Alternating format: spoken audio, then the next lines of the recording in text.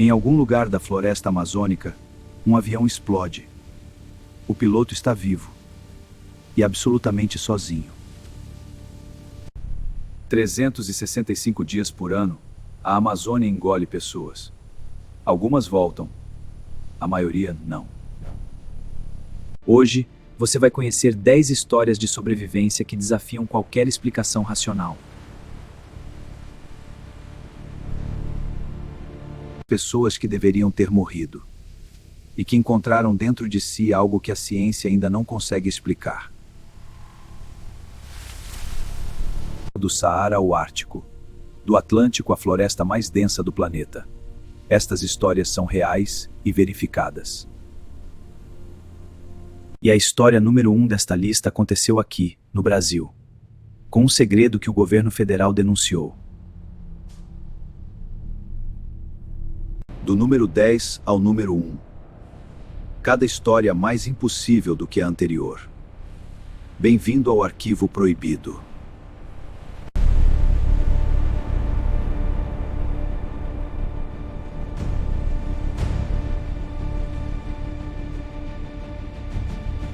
Caso número 10. Um jovem de 22 anos decide explorar a Amazônia boliviana com 3 amigos. Um deles some, e ele fica sozinho na floresta por quase um mês. Bolívia, 1981. O israelense Yossi Ginsberg tem 22 anos e decide explorar a Amazônia boliviana com 3 amigos. Um deles, um guia misterioso chamado Carol, começa a agir de forma estranha. O grupo se divide, e Yossi se perde completamente. Arrastado por corredeiras violentas, ele passa 3 semanas sozinho na floresta. Sem comida, sem mapa, sem nenhuma esperança real de resgate. Seus pés apodrecem com parasitas. Ele começa a alucinar. Inventa uma companheira imaginária para não enlouquecer completamente. No 28º dia, um guia local encontra Yossi por acaso. Ele estava a horas de entrar em colapso definitivo. Ei, aguente firme. Vou te ajudar. Yossi sobreviveu, escreveu um livro, virou filme. O guia misterioso Carl, que o havia abandonado, jamais foi encontrado. E o homem decidiu acabar com a própria vida, mas o sangue estava grosso demais para fluir. Caso número 9. Um policial italiano participa de uma maratona no Saara. Uma tempestade de areia o separa do grupo. O que ele fez para sobreviver vai te fazer questionar os limites do ser humano. Marrocos, 1994. A Maratona de Sablos, 250 km pelo Saara, é considerada uma das provas mais brutais do mundo.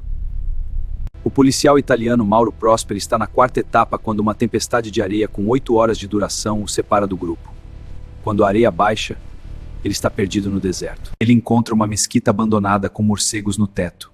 Na ausência de qualquer líquido, Mauro faz algo que nenhum manual de sobrevivência recomenda. Bebe o sangue dos morcegos. No 6º dia, Mauro escreve uma carta de despedida. Depois, corta o próprio pulso. O sangue estava tão grosso pela desidratação que a ferida simplesmente não sangrou. No 9º dia, nômades berberes o encontram a 293 quilômetros de onde havia se perdido. Ele havia cruzado a fronteira para a Argélia sem saber. Mauro perdeu 16 quilos. Ficou em coma por 3 dias. E voltou para completar a mesma corrida anos depois, porque, segundo ele, uma ilha curador estrato. Caso número 8. 4 homens experientes, uma costureira inuit de 22 anos, uma ilha congelada no Ártico. Os 4 homens morreram. A costureira sobreviveu 2 anos completamente sozinha. Ilha de Wrangel, Ártico, 1921. 4 aventureiros partem para uma expedição de 1 ano. Levam consigo Ada Blackback, uma costureira inuit de 22 anos. Ada é contratada como intérprete e cozinheira. Ela aceita o trabalho por um único motivo: pagar o tratamento médico do filho doente que deixou em casa. O navio de suprimentos não consegue romper o gelo do inverno seguinte. Os 5 ficam presos no Ártico sem comida suficiente. E os homens começam a morrer, um por um. 2 partem para buscar ajuda e desaparecem no gelo. Um morre de escorbuto. Ada fica completamente sozinha, cuidando de um homem gravemente doente até sua morte. Completamente sozinha por quase 2 anos, Ada aprende a caçar focas, armar armadilhas para raposas e construir abrigos de emergência. Habilidades que nenhum dos 4 homens possuía. Em agosto de 1923, um navio de resgate a encontra viva. Os 4 homens, mortos. A costureira que ninguém esperava que sobrevivesse foi a única a voltar para casa. Caso número 7. Um engenheiro naval parte sozinho de Lisboa para o Caribe. O barco afunda em menos de 1 minuto. O que vem a seguir são 76 dias à deriva no Atlântico. Oceano Atlântico, 1982. O engenheiro naval americano Stephen Callahan parte sozinho de Lisboa rumo ao Caribe num veleiro que ele mesmo projetou e construiu. 5 dias depois de zarpar, algo colide com o casco no meio da noite. Steve escapa apenas com um kit básico de emergência. Na jangada de emergência de 1,80 m, Steven deriva por 76 dias. São mais de 2.800 quilômetros à deriva no Atlântico. Ele pesca com uma lança improvisada, destila água do mar com um kit solar e documenta tudo num diário. 3 vezes barcos passam próximos, 3 vezes ninguém o avista. A jangada fura 3 vezes. Ele conserta cada furo com os próprios dentes e fragmentos de equipamento. Perde 1/3 do peso corporal. Mas não para.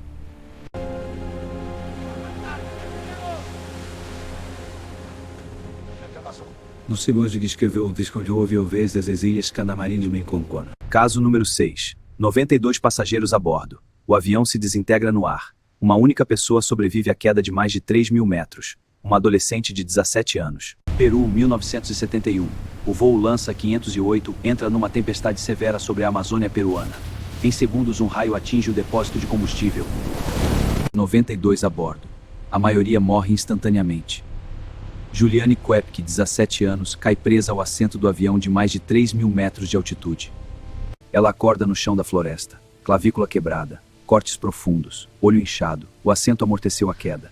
A copa densa da floresta funcionou como colchão de emergência. Seu pai, biólogo, havia lhe ensinado uma única regra para a selva: siga a água corrente abaixo, sempre. Juliane caminha 11 dias pela floresta amazônica completamente sozinha. Numa cabana abandonada às margens do rio, ela encontra gasolina. E com ela, retira com as próprias mãos os vermes que invadiram seus ferimentos. 35 larvas numa única ferida. No 11º dia, madeireiros a encontram rio abaixo.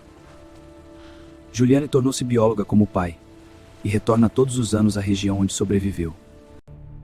Caso número 5. 2 alpinistas chegam ao topo de uma montanha que nenhum humano havia escalado antes. Na descida, um cai numa fenda de gelo, o outro corta a corda, e o que acontece a seguir é considerado impossível. Andes peruanos, 1985. O alpinista Joe Simpson e seu parceiro Simon Yates conquistam o Ciula Grande, 6.011 metros. Nenhum humano havia feito aquela rota antes. Na descida, Joe escorrega e quebra a perna direita. Simon o segura pela corda por horas, descendo milímetro a milímetro. Depois Joe some abruptamente pelo gelo. A corda fica tensa. Algo está errado.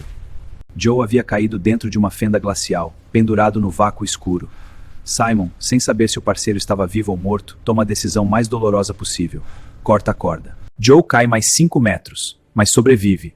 Com a perna quebrada e completamente sozinho no fundo de uma geleira, ele toma a única decisão disponível. Começa a se arrastar de volta. 3 dias. Com a perna inútil, sem comida, quase sem água, Joe percorre 6 quilômetros arrastando-se pelo gelo dos Andes, delirando, com uma música pop repetindo em loop na cabeça sem parar.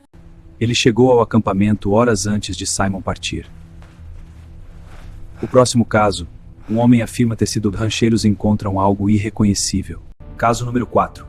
Um homem acorda sozinho no meio do deserto australiano sem carro, sem água e sem explicação. 71 dias depois ele é encontrado, mas a história que ele conta levanta mais perguntas do que respostas. Território do Norte, Austrália, 2006. Rick McGee é encontrado próximo a um ponto d'água remoto, desorientado, irreconhecível e pesando menos de 40 quilos. Ele afirma ter sido drogado e abandonado por autoestopistas no meio do nada. Quando acordou, o carro havia sumido, sem água, sem comida, sem celular. A temperatura, 50 graus. Rick construiu um abrigo parcialmente subterrâneo para escapar do calor. Bebeu água de pântanos lamacentos e aprendeu rapidamente o que o Outback australiano oferecia de comida. Gafanhotos, sanguessugas, rãs, cobras. Durante 71 dias, Rick comeu tudo o que encontrou. Não porque queria, porque era isso ou morrer. Quando rancheiros o encontraram, Rick havia perdido 48 quilos, metade do peso corporal. Os braços tinham a espessura de galhos finos de eucalipto. A história de Rick nunca foi completamente explicada. Quem o drogou? Por que o abandonaram? O próximo caso é o caso sem luz de seno espasti. Completamente sozinho. Caso número 3. Um pescador parte para uma viagem de 2 dias no Pacífico. O motor quebra, e ele só volta 1 ano e 2 meses depois. É o maior período de sobrevivência em alto mar da história documentada. México, novembro de 2012. O pescador José Salvador Alvarenga parte com seu assistente Ezequiel para uma pescaria de rotina no Pacífico. Previsão de retorno, 2 dias. Uma tempestade severa destrói o motor e varre todos os equipamentos de combustão para o mar. O barco deriva. Os dias passam, as semanas passam, os meses passam. Ezequiel não resiste. Recusa-se a comer peixe cru e morre a bordo após alguns meses. Alvarenga sobrevive completamente sozinho, por 1 ano e 2 meses, 438 dias. Ele come pássaros que pousam no barco. E para não perder a sanidade, passa semanas conversando com o corpo de Ezequiel antes de o entregar ao mar. Em janeiro de 2014, a corrente leva o barco até as Ilhas Marshall, no Pacífico Central, exatamente 438 dias após ter saído do México.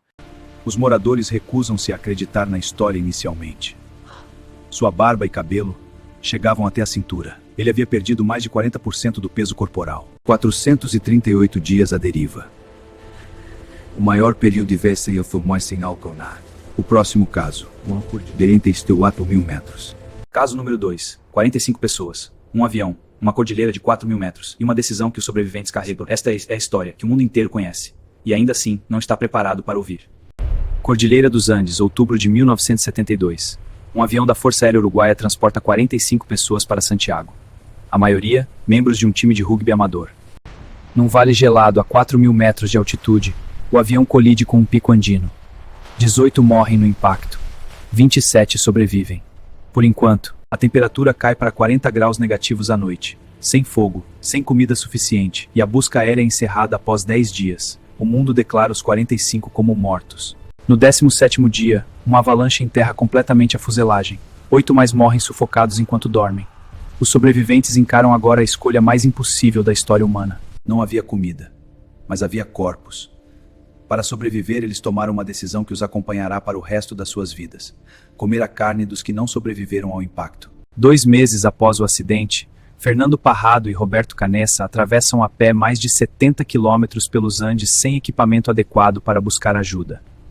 72 dias após o acidente, os 16 sobreviventes restantes são resgatados. Quando a verdade sobre o que foram obrigados a comer veio a público, o mundo inteiro parou. O livro e o filme Alive imortalizaram a história.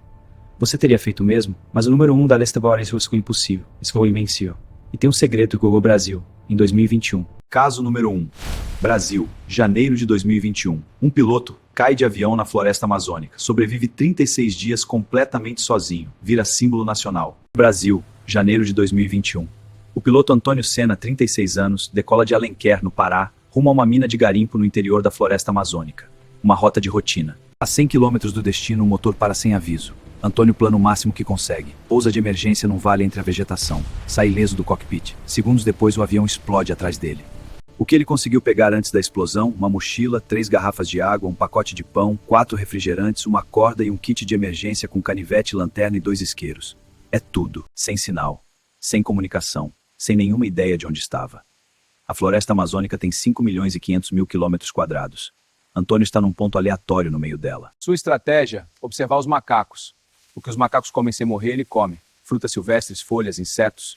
É primitivo, é eficaz, é o que o mantém vivo nos primeiros dias. A chuva amazônica é o único suprimento confiável de água.